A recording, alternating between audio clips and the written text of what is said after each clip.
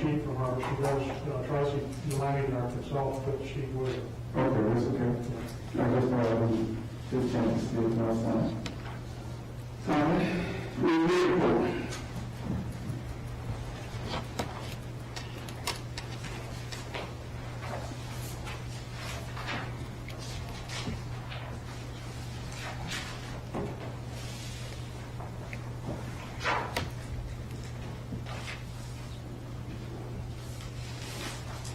Good afternoon. Good evening. The first item that we have tonight is, but we do have on the agenda, we have the block grant for 7749 and 2256 listed. There's no updates on that project. And also we have personnel still on there. And I believe we have a employee that's reached the end of his probationary period. You should have a memo in your agenda package about that. We are also continuing to advertise for or seek a supervisor for our liver control program. Of course, we still don't know when we're going to be able to get the inmates again, so that program is still on hold. Under the industrial access projects, we do have two recommendations for you to make awards on projects, two projects.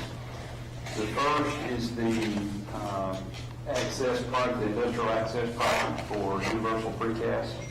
That's, just to refresh your memory, that's to provide access off US 231. You sponsored an industrial access project to that effect. And we opened bids on that project, and we have a recommendation there for your award. And then the other memo that you have is for the CDBG EDA project to resurface County Road 7714. So we are recommending that you award that project tonight, pending the approval of the EDA project manager. As of today, we still do not have the approval of the EDA project manager. However, by state law, we have 30 days to make an award, or else we have to rebid. So I think we got about 3 days left. And so that's, Ashton drafted this resolution that you have that I handed out to you. There's a copy in your agenda package as well, I think, but anyway, I handed you out a fresh copy of that. So that's recommendation there to make an award on that project pending the approval of the EDA project manager. And then the other items that we have. Move forward to item number 2 on the children. 7714. That, yes, sir. That's where that one is. Okay. That's correct. The other item that requires action tonight is the amendment of your county transportation plan for fiscal year 2020, and also the approval of your county transportation plan for fiscal year 2021.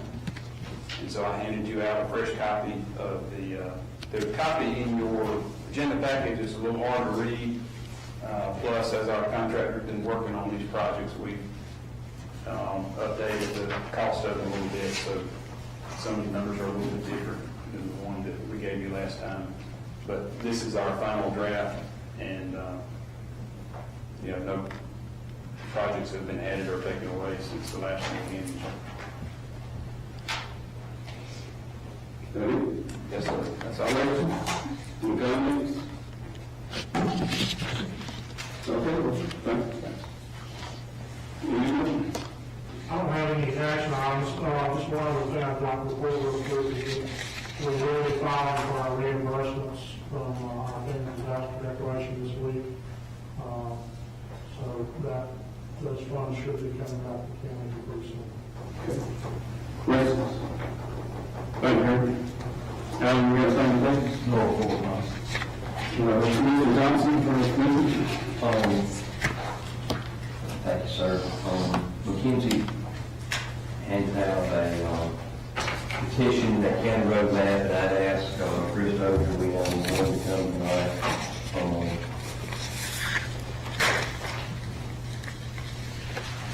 This is in Mount Moriah, part of the county.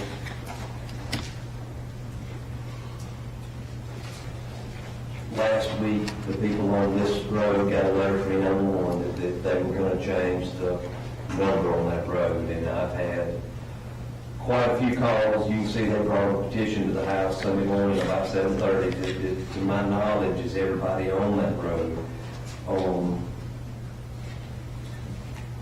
There's it, and I want Chris, I don't want to add to anything. It was my understanding that somehow we had some issues with the postal deliveries is what spurred some of this in the beginning.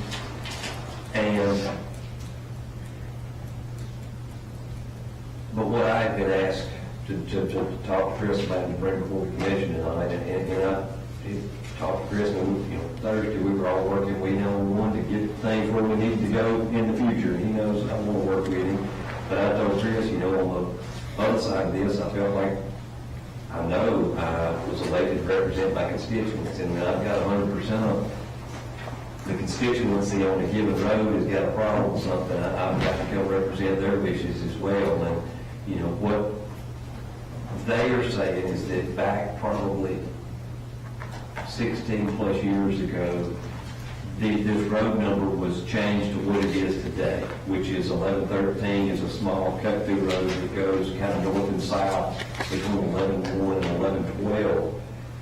And that after 16 years, they kind of felt like they'd all got over the turmoil that caused, and now what's going to be done now is changing it almost back like it was prior to that, swapping these road numbers up.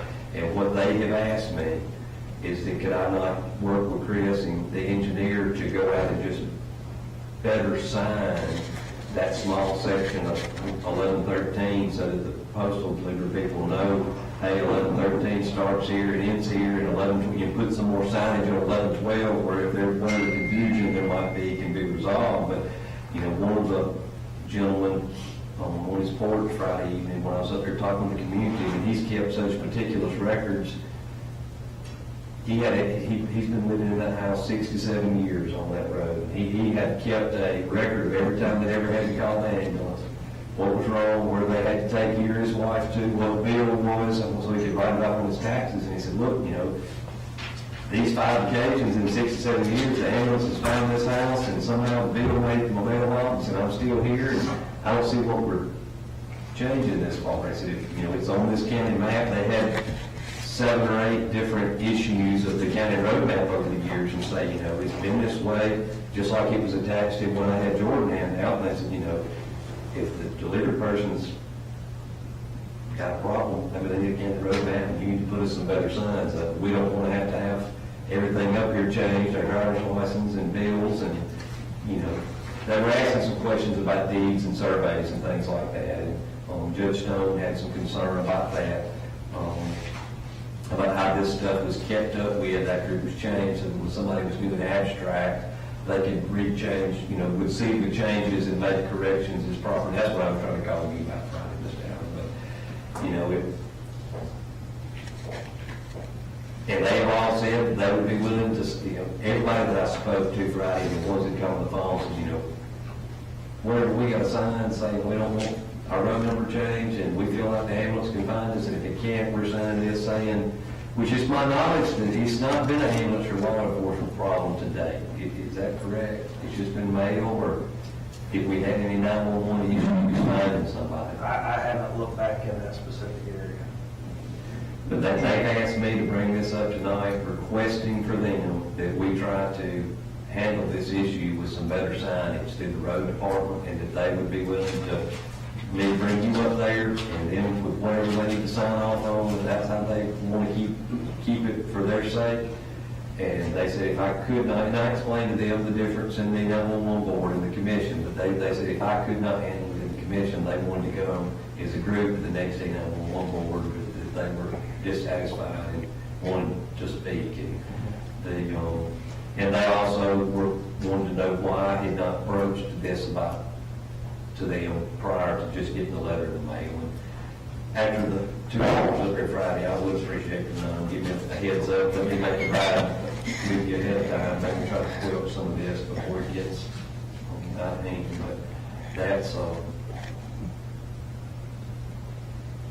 I'd like some of y'all's take, if you'd be willing to give it to me. I mean, I know as a commission, as an individual commissioner, I have voted on things, and we have had to work together on things that when you dissatisfied some people, what we're doing to better the entire community, because we were able to see the larger picture of the end result of the whole community. I am struggling with this, and I've got 100% of my constituency in a very small area. This is the only people in the county this is going to affect. I feel like I need to do my part for them, but that's not what they want, and it's not going to affect anybody but them, the people living there, that I need to try to help them with this. Why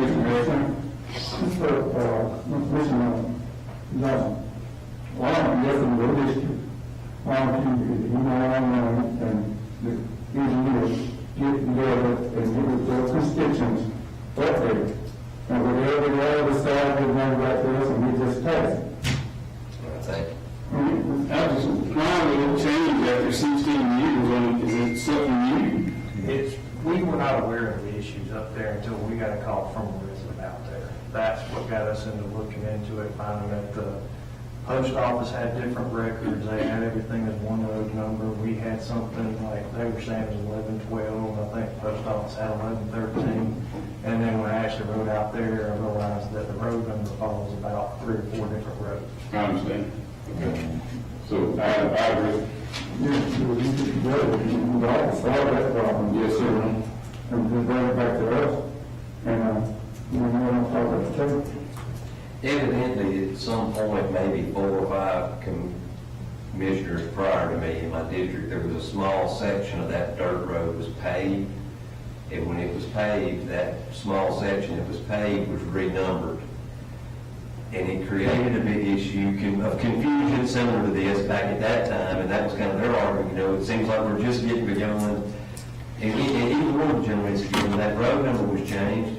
And that was part of their issue that they brought up. One of the gentlemen brought up to me. He said, well, this was done 16, 17 years ago. He said, you can sit here and tell me it's not a big deal, just go get a new driver's license. We might even say that, but he said that 7 or 8 years later, I realized that it had never got changed on my homeowner's insurance. And he said, I called to say, hey, this road number was changed. And he said, they told me, hey, if you'd have lost between when this happened today, we wouldn't have insured this house because the paperwork wasn't saying it was on that road. And he said, I've seen what comes out of this, and if there's not, it's not like we tried to call the ambulance and it couldn't get up here. So here's Mr. J.C., the records of when the ambulance has been up here, and you know what I mean. And he said, we just don't want to go back to the one that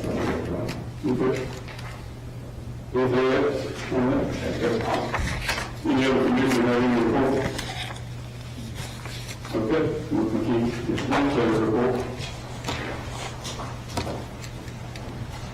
Okay, I've got a few things tonight. The first item is going to be a new application for a lounge retail liquor class 1 license. This is going to be in District 4. Of course, we'll have to hold it for the 30 days and make sure they meet everything before it can come back for y'all to be voted on, so this will just get forwarded on to the current business. The next item is personnel from the Sheriff's Department. He's got a letter in there with some changes and hires in his department. Is the first item, but also on that letter, there's some surplus equipment. They've got some vehicles that normally would have come and asked to sell them. I believe he usually tries to sell them at the cattleman sale that they have every year. Because that didn't happen, they're just sitting there, sitting up, and it's probably best for going and surplus it, and then we'll research the best way to do it that way. And then we'll talk about some things like those deals, which we've used before for selling, or if we want to just do some public bids that can be brought in or whatever that we can advertise in order to meet what we have to do on those vehicles. Yes, sir. Mr. Engineer, do you have any surplus to meet during that season? Not right now. Okay. So, but those are 2 items from the sheriff, the solid code number 1 memo that he sent you all. There's a 4th item that's not on your agenda. I had to add it even after I had to send out the amended agenda earlier today. It's a list of insolvents, errors, and taxes and litigation. This is from the Revenue Commissioner's Office. Normally, this is something that wouldn't just show up on the agenda, but they've had some people out with sickness and stuff, but this is something that needs to be done tonight. This is something that has to happen every year. So they would ask if we could go ahead and suspend the rules and vote on that. And I gave you, y'all have a copy of that in front of you that we can add an extra. That's all up under new business. Under current business, there's a few things that we'll need to address. Under the item number 3, the jail, first of all would be financing. I want to ask the commission to allow us to move forward with financing discussions with Troy Bank Trust for the jail complex. Go ahead and start getting some numbers and everything from them. There's nothing else on that. The next item up under the same jail would be we need to, I know we went out and looked at the dispatch centers at the county jail and the city jail, how that's being done now. And the sheriff has requested that we do dispatch outside of the jail, the actual jail, because of some security issues and stuff. So we'll need to move forward with allowing our architects and stuff to do the building drawings and all for that. So we need to make a motion to tell them to move forward with that.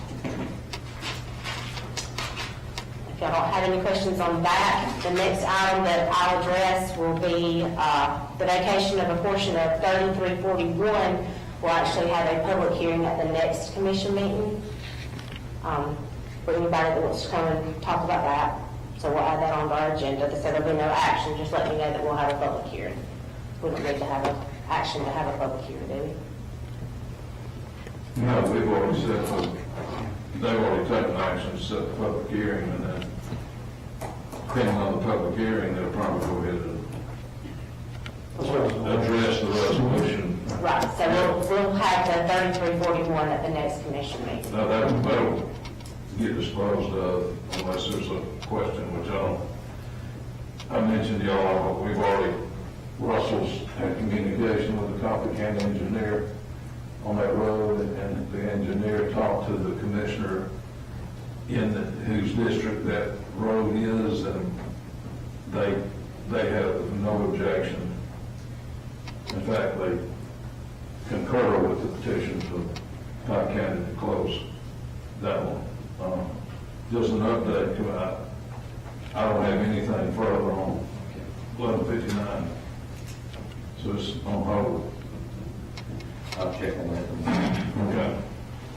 Okay. The next item, item number 10, the Alabama forestry truck. I did reach out to them to see where we were and what we wanted to do about that vehicle. They are in the process of hiring another person here in Pike County, so they've said that they'll just want to leave it alone and let them continue to use it, if that suits y'all. Oh, Yes, the older one, yes.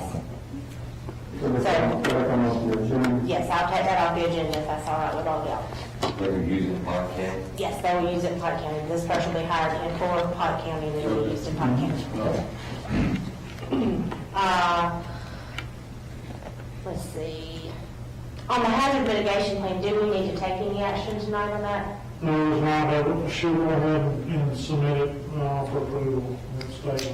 So we can take that off of the agenda then, since we need to do that. Okay. The next item will be the Alabama Department of Transportation grant for the digital information. We'd ask that you go ahead and approve that tonight so that we can move forward on that grant with the Revenue Commissioner's Office, Reappraisal Office. Okay. The last item would be the retirement resolution for converting Tier 2 to Tier 1. I have heard from the elected officials in the other departments throughout the county and department heads, and it looks like everybody feels like this is something they want to do and they want to move forward with doing it if it suits all of you. Question, what's the timing on this, remind me? I know you told us, but. We either tonight or the next commission meeting has got to be done by. Was there a reason not to approve? Or are there any questions that we would have that haven't already been answered? I guess is the right question I that. don't think we should go ahead and approve it. Kevin, did you have a question? Well, I spent some time with some of our staff discussing this, and I reached out to one elected official today who had not responded to get some feedback, because it was, and I no and yes. You know, I'm not against it, and I think from all the research I've done on it, it's a benefit to our employees. That's the way I see it. And that with employee retention, In longer employment costs, probably. so no, I don't have a problem with it personally. Just, that was kind of the reason I was questioning the timing on it. Right. I did, the only thing that I have not done that I would possibly do if we did not take action on it tonight is talk personally with some of the employees that are going to be affected. The only thing I saw was some of their contribution will go up 1.5%, correct? That's right. Which will directly affect their check, which I think they're, it's like, and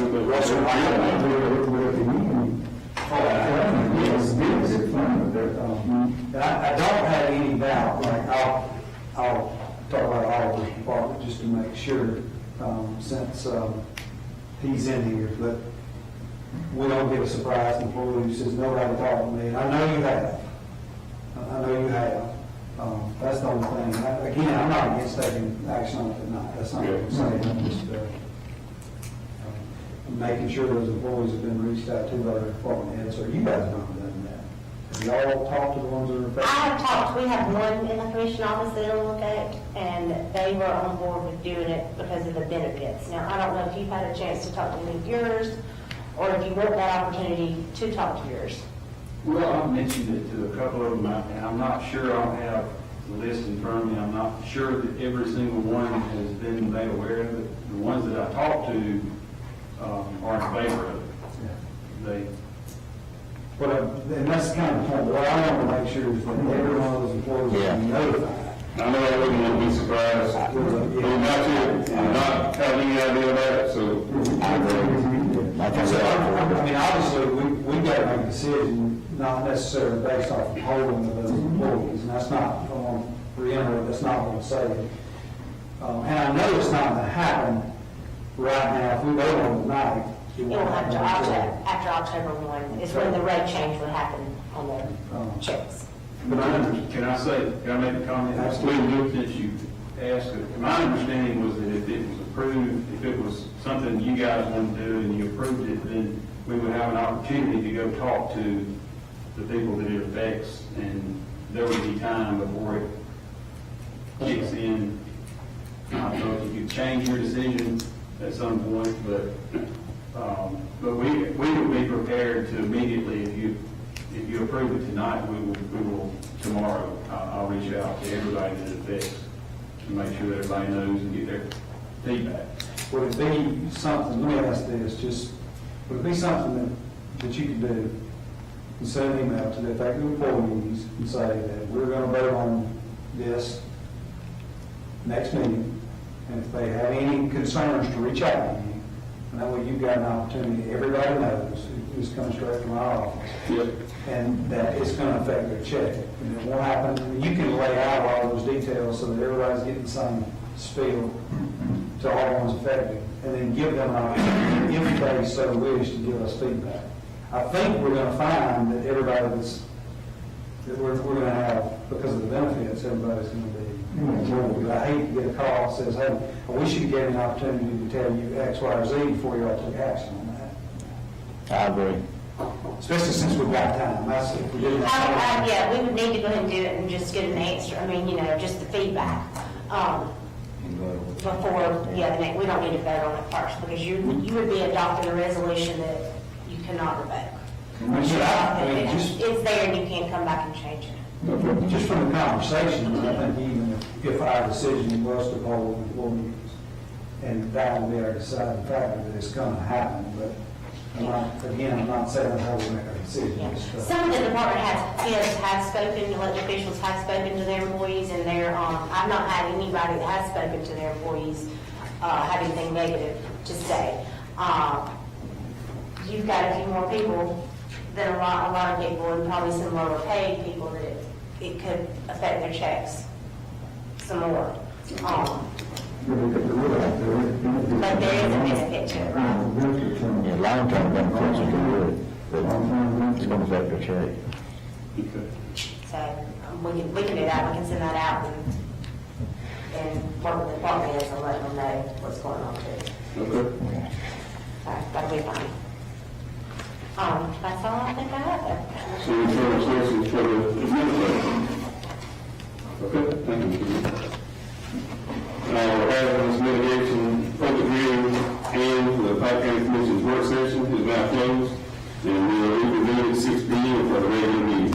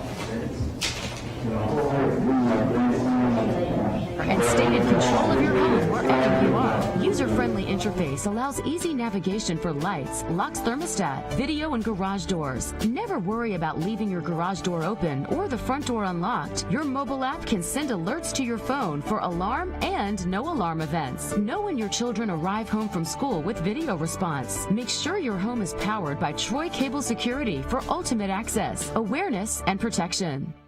Troy Cable Security Wi-Fi doorbell camera allows you to answer the door from your smartphone when you are at home, at work, or on the go. When a visitor presses the button, Troy Cable Security sends a live video feed to your smartphone so you can see, hear, and speak to the person at your door. With the doorbell camera, you can have your porch light turn on automatically when it detects motion at night to create the appearance that someone is at home. You can view video clips so you can always know who stopped by when you are out. Troy Cable Security. You love them, protect them. Troy Cable Security makes it easy to stay aware and stay in control of your home wherever you are. User-friendly interface allows easy navigation for lights, locks thermostat, video, and garage doors. Never worry about leaving your garage door open or the front door unlocked. Your mobile app can send alerts to your phone for alarm and no alarm events. Know when your children arrive home from school with video response. Make sure your home is powered by Troy Cable Security for ultimate access, awareness, and protection. Troy Cable Security Wi-Fi doorbell camera allows you to answer the door from your smartphone when you are at home, at work, or on the go. When a visitor presses the button, Troy Cable Security sends a live video feed to your smartphone so you can see, hear, and speak to the person at your door.